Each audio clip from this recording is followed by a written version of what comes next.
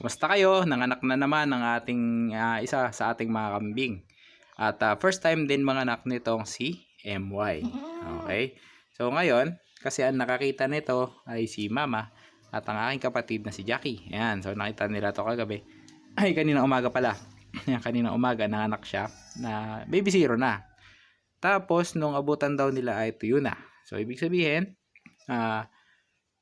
gumana ang instinct ni MY na tuyuin ang kanyang sariling anak. Ngayon, hindi ko sure kung nakadede. Kaya ang ginawa ko, syempre nagdala muna ako nito, yung malingamgam na tubig, upang linisin yung kanyang udder. At sa pagtingin ko dun sa kanyang udder, at saka sa yung utong niya, nito, ay yan. Yung isa maliit. Yan, isa. Malaki. Yun, oh. Mataba. Ito ay manipis-nipis na konti. Okay? So, ang tingin natin ay napadede niya na to. Kung hindi kanina madaling araw ay ayan, oh, kagabi. Pero malamang to kanina lang madaling araw. Okay? So, kung gusto mo malaman na nakadede siya, tingnan mo muna ito. Yung kanyang utong. Okay? So, yun yung unang palatandaan. Ngayon, isa pa sa palatandaan, yung kambing daw na ito ay tumatalon-talon kanina. Okay. Tapos ay tumatayo. Yan. Pag ang kambing ay tuyo na, tapos ay nakakatalon-talon siya o nakakalakad siya na ganyan, ibig sabihin napadede siya ng kanyang nanay. Yan. Kasi kung hindi pa siya nakadede kanina, tahimik kasi siya ng dinatnan ko eh. Kung hindi pa siya nakadede, tuloy-tuloy ang pag-iingay ng ating bisirong kambing. Yan. So sa ngayon siguro marahil ay gutom na siya ulit. Ayan. So, habang tayo nag-record ng video, try natin. Kasi sabi ni Mama, tumatakbo daw. Si MY. Ayan, tinatakbuhan niya ang kanyang inahin. So, kaya niya magpadede. O, diba? So, marahil ay gutom pa. Ayan. So, diba, kumakain siya ng feeds na hinalo natin ng yung dairy mix minerals. Ayan, from Sovereign CEO. Ngayon, lilinisin ko yan. Tapos, paiinumin natin si MY. Kasi ang inahin na gutom at uhaw, hindi talaga magpapadede.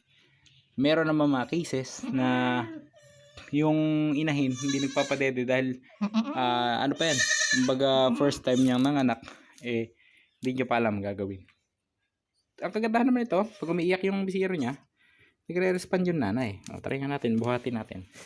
Yung nanay niya, ayan. Diba? Pag umiyak yung bisiro, hinahanap niya. Alam niya na kailangan siya ng kanyang bisiro. Diba? Meron siyang mother's instinct. Kumbaga, ayan. Try natin. Pag lumapit ka, kung padededehin ka ng iyong nanay. Kung hindi naman, ang gagawin ko ay hahawakan natin si MY at i-direct natin siya papunta dun sa utong. So gano'n, kagaya ng ginagawa natin sa ibang video. Ang ganda naman ito, kahit first timer niya, dinidilaan niya, sinisigurado niya na tuyo yung kanyang anak. Okay, meron kasi mga inahin na kambing na sinusuwag pa nila yung anak nila palayo. Meron gano'n, nakaranas ako dati. First time di mga anak ng kambing ko na sinusuwag niya sarili niyang anak. Yun. Ang dahilan pala ng gutom. Kaya lalagyan niyo siya ng mga gato, Madre de Agua, na pampalo ng gatas tsaka dietary fiber. Tapos mamaya, sasamahan ko pa ng iba't ibang klase pa ng dahon at damo. Yan. Para talagang mas malakas siyang maggatas. Okay? So, ito. Ang gagawin ko na lang sa ngayon ay ating goal ay mapadede itong si Pebisco. Yan. Pebisco kasi February. Okay, tapos ayun yung kanyang feeds. Kung gusto niya kumuha, kuha siya doon. Meron siyang tubig doon na medyo ilalayo natin. Baka kasi mabasa yung bisiro pag tumumba. Lalapit natin doon sa medyo natin, yung drainage o yung labasan ng tubig nila. So, ganyan. Para hindi matiningan yung goat house. Tapos ito, sasapin ko ito mamaya ng mga plastic mattings na sa ganun, pag dumating yung gabi, kasi malamig-lamig pa ngayon, hindi pa talaga dry season, meron pang lamig ng February, ay hindi sila giginawin at mas makakalaki yung ating bisiro. Yan, di ba? Tapos kinabukasan, Siyempre si MY bibigyan natin ng DCM, second day iron, third day B-complex. Tapos si ano naman, si Pebisco ay sa third day na natin siya bibigyan ng iron and B-complex. Okay, ganun lang para makatulong ito o suporta sa kanilang paglaki at mas gumana silang dumede at mas si inanay na kambing ay mas gumana kumain. Yan, ganun yung pamamaraan ng pagpapalaki natin ng mga bisiro. Lalo't pag ganyan na healthy yung niya, yung kanya naging anak, tumatayo at talaga namang nag-iingay, di ba? So meron kang mararanasan kasi ng mga kambing na talaga napakahina nila paglabas pa lang. Yun naman may kinalaman na sa genetics or sa pwede rin na sa pagkain ng kanyang inahin nung siya nagbubuntis pa lamang. Same din sa tao. Kapag deprive mo yung kambing o yung tao sa nutrition, kailangan nila na sustansya ng katawan para sa developing baby, paglabas dun mo makikita yung epekto. Okay, yun lang. Salamat muli sa inyong pagtambay sa video ito. Kapag mayroon akong na miss o hindi ko na banggit dito, ay comment lang kayo sa ating comment section. At pag-abot naman ng ating karanasan at kaalaman, ibabahagi natin sa inyo. Okay, so yun lang.